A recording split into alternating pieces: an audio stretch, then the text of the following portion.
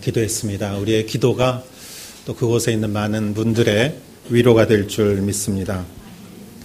한 가지 여러분께 또 좀 알려드리고 싶은 것이 있는데, 그 어린이 성가대를 저희가 해오다가 맡아줄 선생님이 안 계셔서 지금 계속 쉬고 있습니다. 그래서 당분간 선생님이 이렇게 좋은 선생님이 구해지도록 여러분 좀 기도해 주시고, 그 성가대는 아이들이 자진해서 굉장히 기쁨으로 이렇게 임했기 때문에 아이들도 좋은 선생님 오시기를 기다리고 있습니다.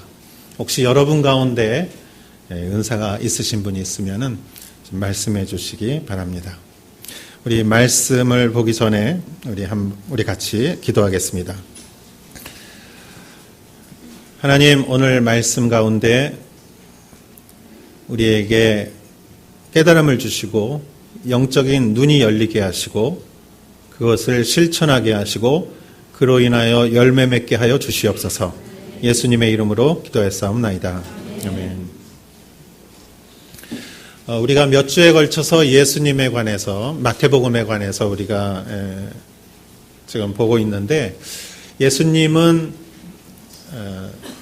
베들레헴에서 태어나셨다가 또 어린 시절에 이집트로 잠깐 피난 가셨다가, 그리고 갈릴리 지방에 있는 나사렛에서 성장하셨는데, 예수님께서 그 성장하시면서 30세까지 예수님은 이 세상에 드러나지 않으시고 정말 조용히 사람들에게 마치 잊혀진 사람처럼, 사람들의 기억 속에서 잊혀진다는 것이 어떤 면에서는 참 슬픈 일이고, 이렇게 드러나지 않는다는 것이 어려운 일일 수가 있지만, 하나님께서는 예수님이 이렇게 활동하시기 전까지 예수님은 그 시간을 거룩하게 준비하시면서 예수님은 그 시간을 보내셨습니다.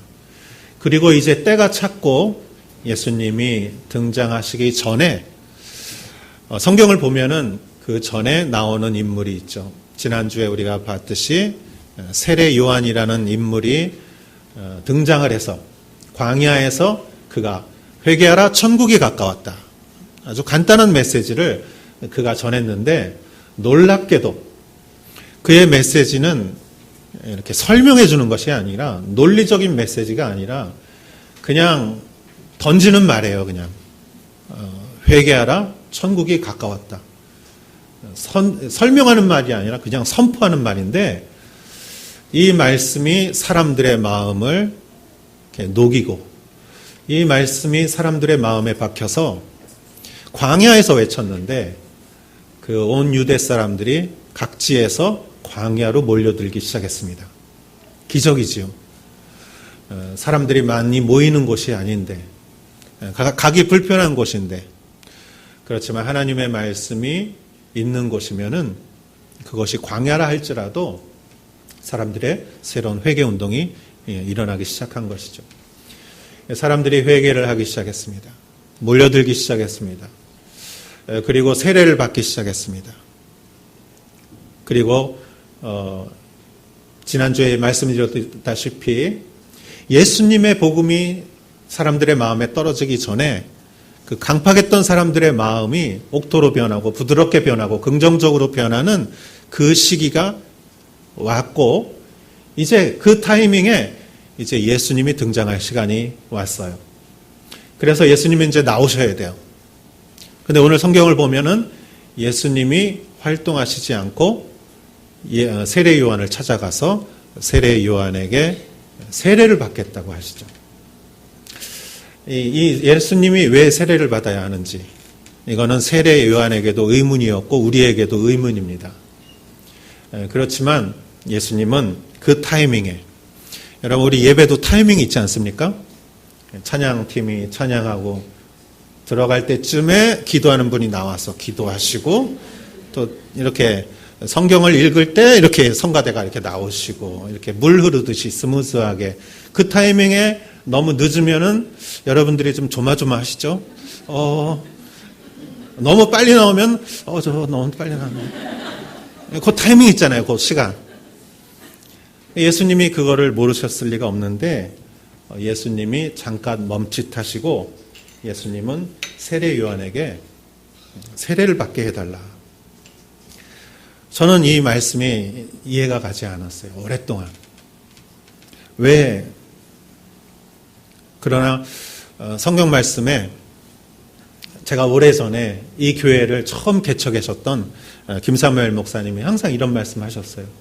여러분이 성경을 읽다가 의문이 가는 곳, 이거 도저히 이해가 안 돼요. 그런 곳이 있으면 그냥 지나치지 마시고 거기서 우물을 파십시오.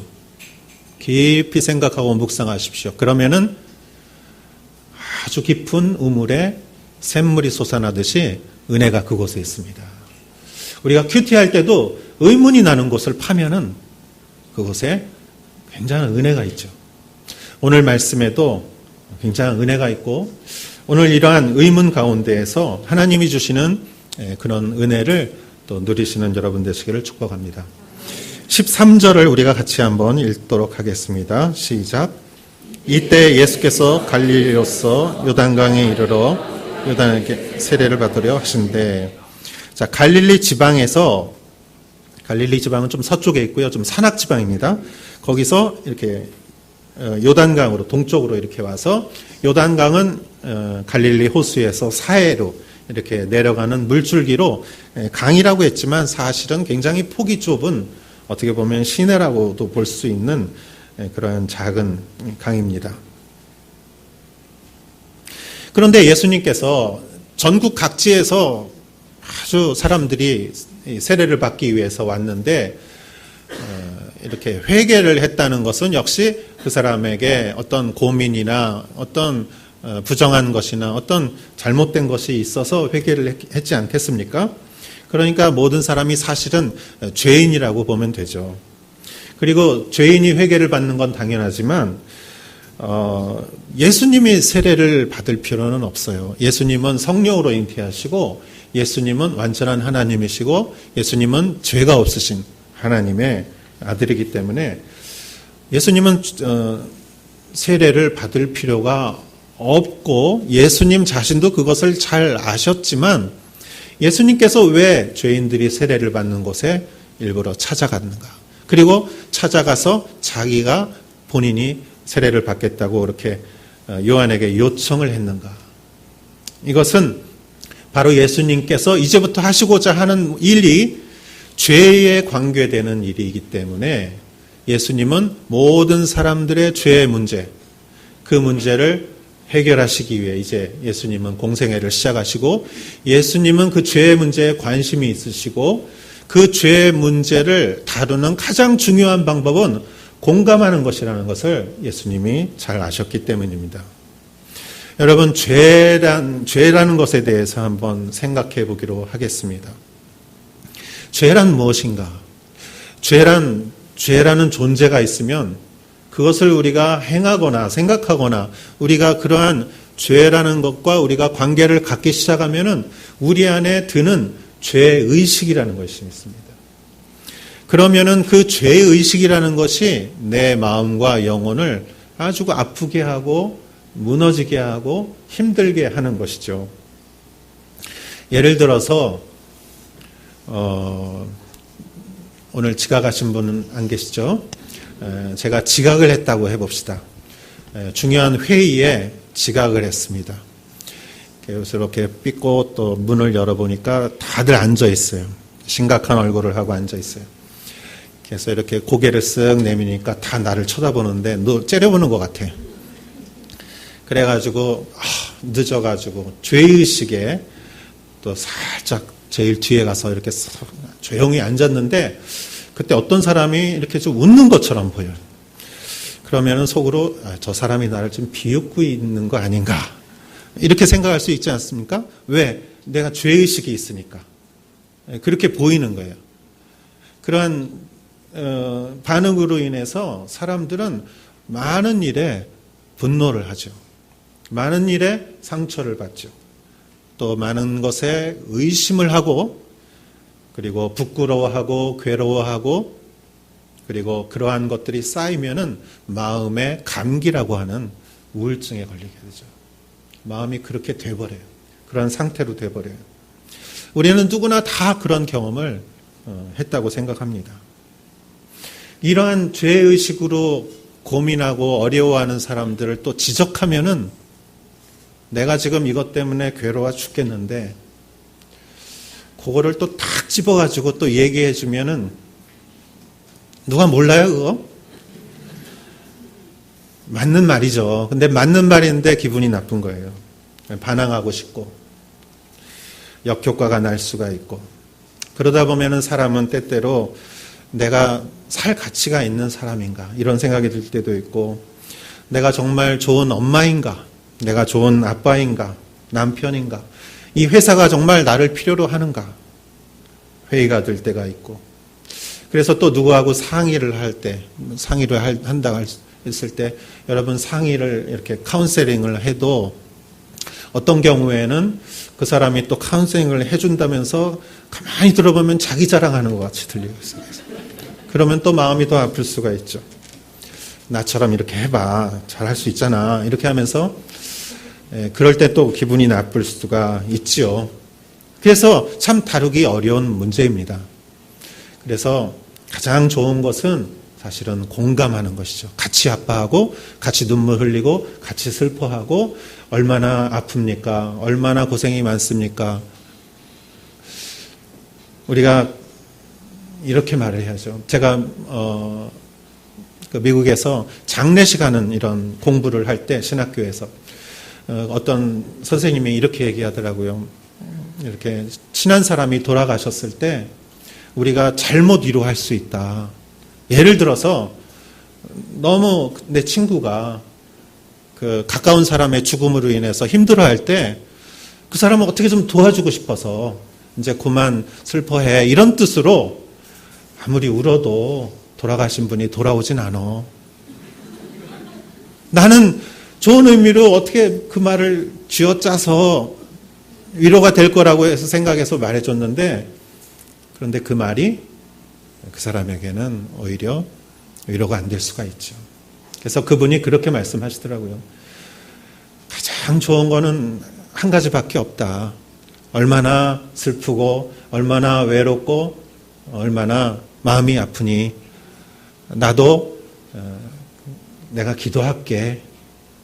이렇게 하는 말밖에 없다고 그렇게 말씀하시더라고요. 공감하는 것. 그래서 예수님께서는 그 죄인들을 공감해 주셨죠. 그래서 세리들과 같이 밥 먹고 제자로 부르시고 그 집에 들어가시고 이렇게 매춘을 하는 사람에게 가서 다독여 주시고 위로해 주시고 용서해 주시고 문둥병자와도 천벌을 받았다 그래서 천형을 받았다 그래서 병에 걸렸다고 그 당시 이해가 되었던 문둥병자에게도 한센병이라고 하죠. 그 사람들을 가서 만져주고 닦아주고 제가 매년 그 한센병 환자 시설에 이렇게 학생들하고 같이 방문을 했는데 그분들의 아픔이 역사적으로 얼마나 많았는지 그 자료를 보면서 정말 같이 공감하는 것 그거밖에 없다는 것을 깨달았습니다. 사람들이 예수님에게 이렇게 말했습니다. 당신은 왜 항상 그렇게 죄인들과만 같이 있느냐? 예수님은 공감해 주려고 이렇게 그 죄를 같이 공감해 주려고 있었는데 사람들은 매몰차게 당신은 왜 그렇게 죄인들만 있느냐? 왜 이렇게 약한 사람들하고만 있느냐? 그렇게 말했을 때 예수님은 내가 의인을 부르러 온 것이 아니라 내가 죄인을 부르러 왔다. 그 죄인을 위하여 내가 목숨을 바치기 위해 왔다.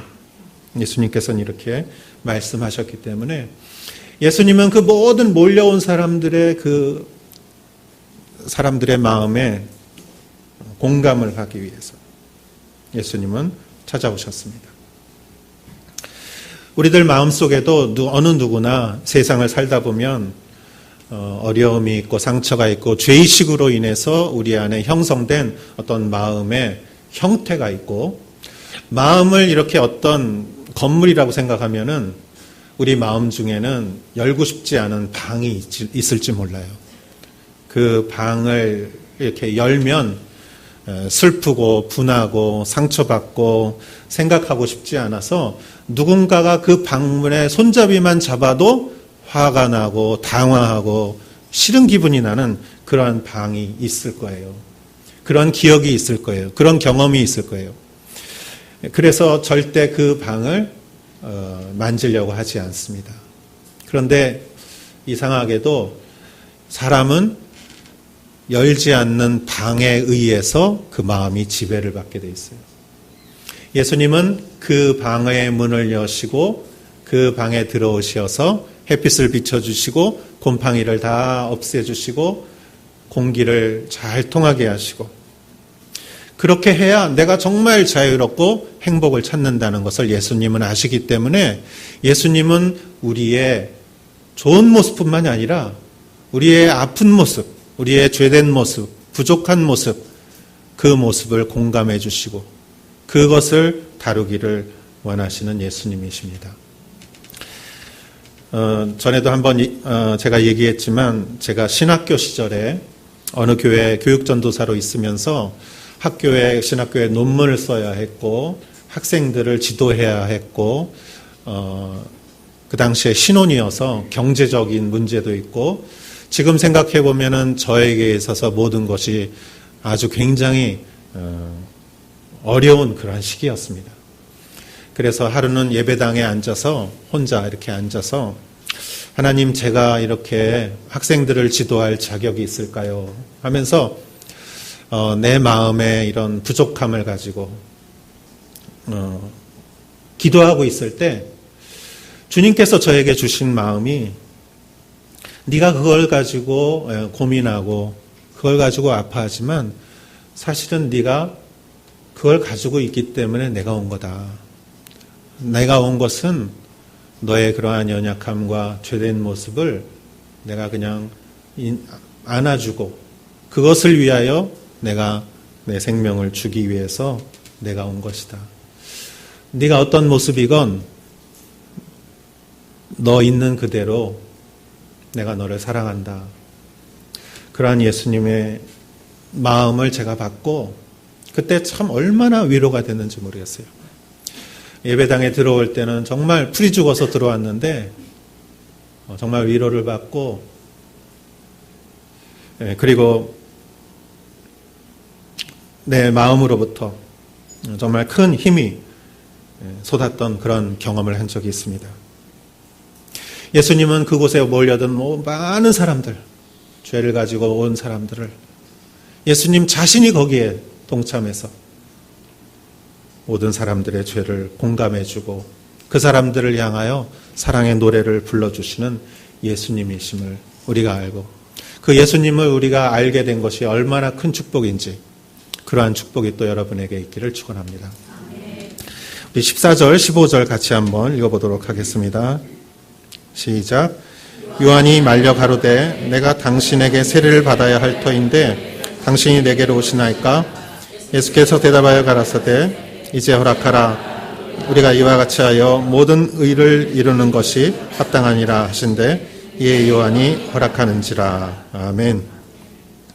자, 요한이 말려 가로되 내가 당신에게 세례를 받아야 하는데 당신이 나한테 세례를 받다니요. 이럴 수가 있습니까?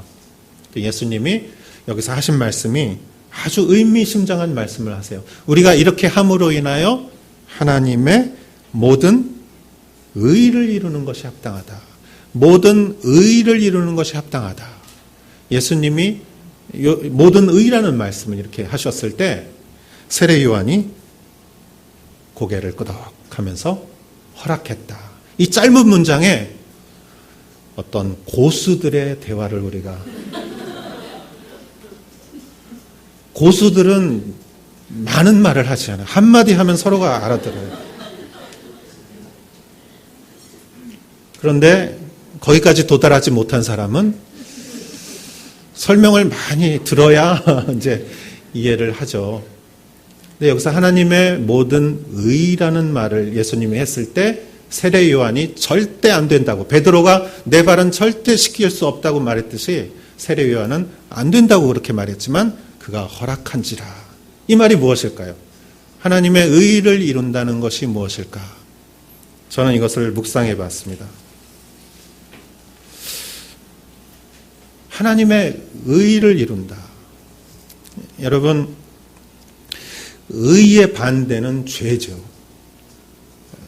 의의 반대는 죄예요. 그러면은 의와 죄를 나누는 걸 어떻게 나누죠? 우리가 법으로 나누죠. 법이 있고 기준이 있고 율법이 있을 때 그 기준으로 인해서 죄와 의가 나눠지죠. 우리 교회 앞에, 여기 앞에 일방통행인 거 아십니까? 자전거 타고 오시는 분들은 모르실 거예요. 차 운전하는 사람은 알죠. 화살표가 이렇게 써 있으니까, 화살표가 이렇게 화살표가 있으니까 일방통행이죠. 그거를 알고 이쪽으로 운전하는 사람은 뭐죠, 그게? 가벼운 죄입니다. 그렇지만 그거를 알고 저쪽 미나미 경찰서에서 이쪽으로 이렇게 오면은 그건 뭐죠? 의죠. 의예요. 의라고 안 느낄 거예요, 아마. 그냥 아무것도 안 느끼죠. 근데 그게 의예요. 근데 반대로 간다면은 알면서 화살표를 보면서 그건 죄죠. 가벼운 죄죠. 자, 여기서 모든 의를 이룬다라는 것은 뭐냐면은 모든 의를 이루기 위해서는 그 의에 대한 법이 있어야 돼요. 율법이. 그렇죠? 그러면 여기서 모든 의를 이루는 기준이 되는 법이 무엇인가? 율법이 무엇인가? 묵상을 했어요. 천국 가면 하나님이 알려주시겠지만 제가 묵상하면서 이것은 하나님의 마음, 우리를 사랑하시는 하나님의 마음이 그 율법, 그리고 요한복음 3장 16절 하나님이 세상을 이처럼 사랑하사 독생자를 주셨으니 이는 저를 믿는 자마다 멸망치 않고 영생을 얻게 하려 하심이라. 하나님이 우리를 너무너무 사랑하셔서 독생자를 주셨는데 그 아들 예수 그리스도를 주셨다는 말은 그 아들을 죽게 하시고 십자가에 달게 하시고 피를 흘리게 하셨는데 그것을 믿는 사람들은 멸망치 않고 죄로 인하여 멸망치 않고 영생을 얻어 하나님의 자녀가 되게 하고 하나님의 집에 거하게 하고 천국으로 초대를 하는 하나님의 가장 좋은 선물을, 그런 하나님의 마음의 의를 이루기 위해서 하나님의 마음, 하나님의 의, 그걸 이루기 위해서 예수님이 세례를 받아야 했다는 것이죠. 그럼 왜 그게 세례하고 연관이 되는가? 또 묵상해 봤어요. 왜 세례와 연관이 될까? 그러면서 레위기 1장 2절에서 5절 말씀이 생각이 났습니다. 구약의 제사, 하나님이 예배는 이런 것이다 하고 정해준 제사를 우리가 같이 한번 읽어보도록 하겠습니다. 이스라엘 자손에게 고하여 이르라. 너희 중에 누구든지 여호와께 예물을 드리려거든 생축 중에서 소나 양으로 예물을 드릴지니라. 그 예물이 소의 번제이면 흠없는 수컷으로 회막문에서 여호와 앞에 연락하시도록 드릴지니라. 그가 번제물의 머리에 안수할지니 그리하면 연락되어 그를 위하여 속죄가 될 것이라. 그는 여호와 앞에서 그 수송아지를 잡을 것이요 아론의 제사장들은 그 피를 가져다가 회막문 앞 반사면에 뿌릴 것이며. 이게 구약 시대의 예배예요. 예배는 하나님을 만나는 것입니다. 하나님을 만나는 것, 생명나무, 생명의 근원 되시는 하나님을 만나는 것, 그게 우리의 삶의 가장 중요한 것이죠. 하나님을 만나야 되는데 인간은 죄가 있어요. 아담의 죄부터, 그 원죄부터 우리 마음에는 죄가 있어요. 왜 아담이 이걸 선악과를 먹었냐 따질 필요도 없이 그냥 우리가 우리를 보면 알아요. 우리 안에는 죄가 있어요. 죄된 우리의 본성이 있어요. 그렇기 때문에 하나님 앞에 우리가 나갈 수가 없어요. 죄를 가지고. 완전하시고 거룩하신 하나님 앞에 죄인이 나갈 수가 없어요. 그렇기 때문에 하나님이 정하신 예배는 그 죄를 내가 가져온 양에게 전가를 해야 돼요. 그래서 양에게 손을 놓고 기도를 해서 내 죄를 그 양에게 이렇게 전가를 하는데 그 기도를 누가 합니까? 여기 4절 보세요. 4절. 그 기도를 누가 하죠? 제사장이 합니까? 본인이 해요. 본인이. 4절 한번 봐주시겠습니까? 1번이요. 그가 번제물의 머리에 안수할지니. 그죠? 그가. 그 가져온 사람이. 그러니까 여러분 양 한 마리씩 가져왔어야 돼요, 오늘. 그래서 그 양에게 안수를 해야 돼요, 여러분. 그래서 죄가 양에게 가도록. 그 다음에 그 양을 이렇게 배를 갈라서 피를 뿌려야 돼요. 그리고 이제 살을 태우고. 그거를 배를 가르는 걸 누가 하죠? 제사장이 해줍니까? 아니에요. 자기가 해요. 5절 한번 보시겠어요? 그는 여호와 앞에서 그 수송아지를 잡을 거예요. 여호와 앞에서 그 사람이 제사장이 아니에요. 그 아론의 제사장들은 그걸 가지고 피를 뿌려주는 거예요. 그러니까 예배라는 것이 여러분 양을 한 마리 가져왔어야 됐고 그 양에다가 여러분이 자기의 죄를 이렇게 전가를 안수를 해서 내 죄를 대신해 주는 양. 그리고 여러분이 그 배를 갈라야 돼요. 그리고 여기서 태워야 돼요. 그러면 예배당이 아마 그냥 뿌옇고 막 여기저기 피가 막 근데 그게 예배예요. 인간의 죄된. 근데 왜 양 안 갖고 오셨습니까? 저도 안 갖고 왔는데. 왜죠? 십자가. 예수님이 양으로 십자가에서 피를 흘려주셨기 때문에 그 십자가의 믿음이요 우리 안에 있기 때문에 우리가 그 믿음으로 우리의 죄를 양에게 죄를 전가하고 우리가 지금 하나님 앞에 예배를 드리는 것이죠. 여러분 지금 제 얘기를 듣는 게 아니죠. 지금 우리는 저를 포함해서 우리는 다 하나님께 예배 드리는 것이요. 신실하신 하나님, 창조주 하나님, 영원하신 하나님. 우리가 이 좁은 공간에서 예배를 드리지만 우리의 예배는 하늘의 하나님께 연락되는 귀한 예배라고 믿으시죠? 아멘. 그러한 믿음으로 우리가 예배 드릴 때 우리 영혼이 소생하는 것이죠. 예배를 무엇으로 방해해서는 안 됩니다. 우리가 어떤 것으로도 예배를 방해해서는 우리는 오직 예배에 집중하고 그리고 하나님을 만나야 하는 것이죠.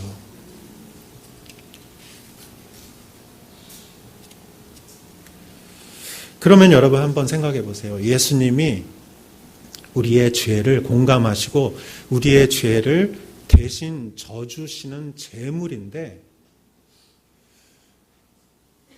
죄인이 흠없는 양에게 안수함으로 자기 죄를 전가해요. 그러니까 세례 요한은 죄인이에요. 예수님은 흠없는 어린 양이에요.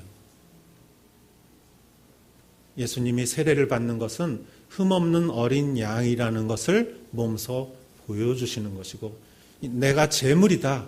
이제로부터 내가 예수님의 공생의 3년을 이제 하시는 모든 과정이 그 마지막 며칠 동안 십자가가 있는 것이 아니라 예수님이 처음부터 제물이 되신 것을 보여주시고 예수님의 공생에는 이미 십자가를 향해서 출발을 한 것인데 이것이 하나님의 뜻인데 이 하나님의 뜻을 이루는 것이 옳다라고 말했을 때 세례 요한은 알아들었죠.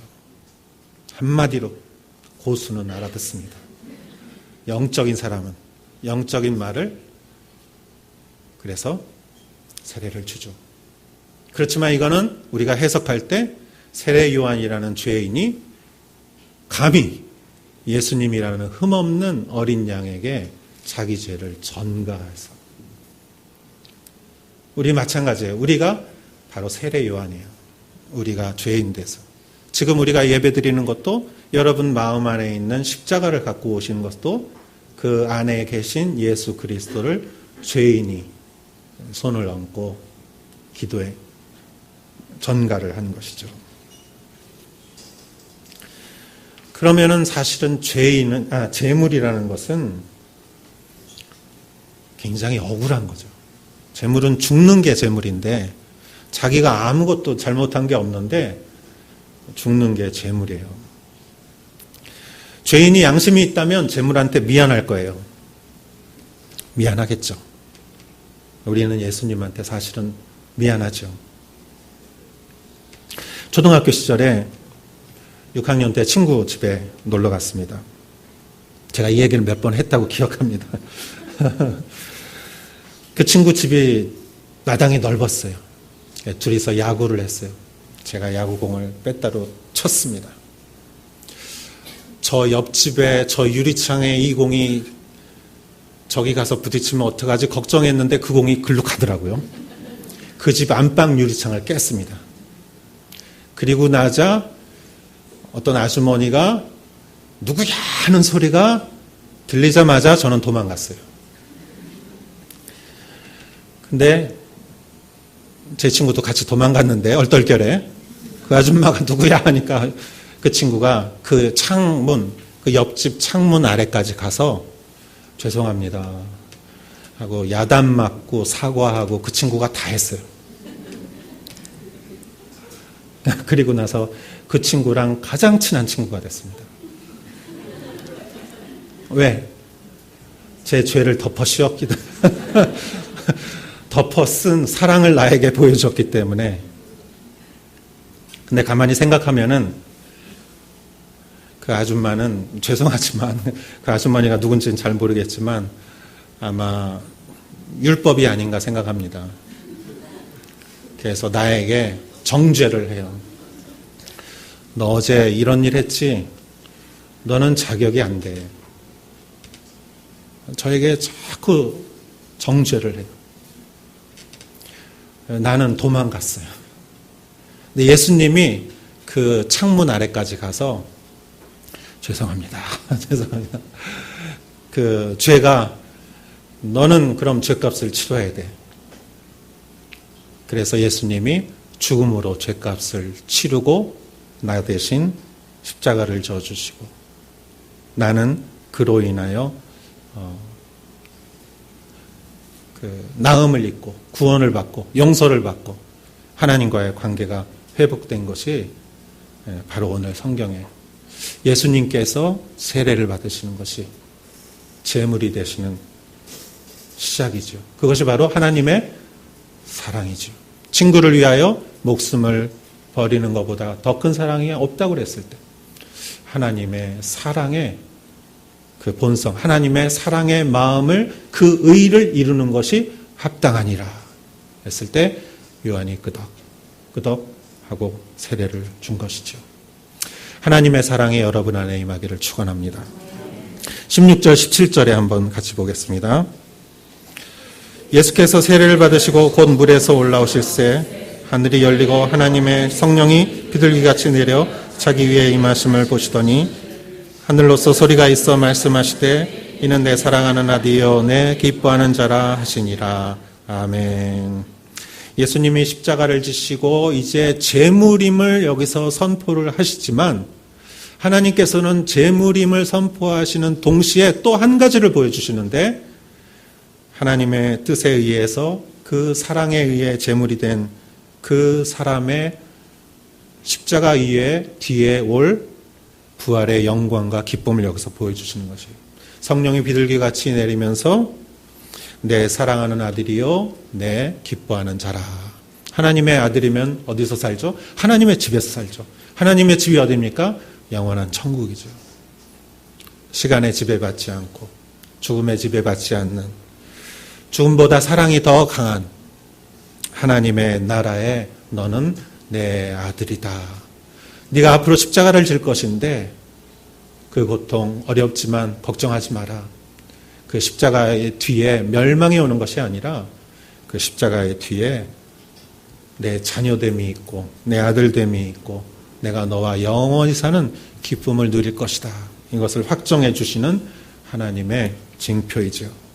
사랑하는 여러분, 우리가 예수님을 믿는 이유는 바로 하나님의 이 약속 때문에 믿는 것이죠. 예수님이 십자가를 지셨고 우리가 그 십자가를 믿음으로 인해서 우리가 구원을 받고 그러므로 인해서 우리가 또 십자가를 지고 어떤 십자가건, 작은 십자가건, 큰 십자가건 우리가 십자가를 지고 예수님의 길을 따라서 살아갈 때, 어떨 때는 우리가 제물이 될 때도 있어요.